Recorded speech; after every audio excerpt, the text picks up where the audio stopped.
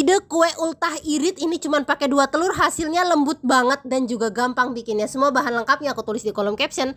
Pertama aku masukin dulu telur, gula dan juga SP, lalu aku mixer sampai kental berjejak. Aku pakai hand mixer dari Idealef deh. Ini harganya terjangkau walaupun kecil, kualitasnya bagus banget, super recommended. Masukin sisa bahan. Next aku mixer pakai kecepatan rendah aja, yang penting tercampur ya bun. Hand mixer dari Idealef ini dia low watt ya bun, jadi cocok banget deh buat kita bikin-bikin sehari-hari di rumah. Lalu aku tuang ke loyang yang udah dioles margarin dan juga pakai baking paper. Next aku kukus pakai pan multiguna dari Idealef. Selain buat ngukus, dia juga bisa banget buat deep fry pan ya, dan tutupnya juga bisa diri. Udah matang kita angkat, tunggu dingin lalu aku hias sesuai selera. Aku pakai buttercream jadul andalanku yang bikinnya super gampang. Kalian juga bisa langsung buat dimakan ya, nggak perlu dihias juga. Udah cakep begini, siap deh disajiin buat kue ultah anak ataupun buat ide jualan.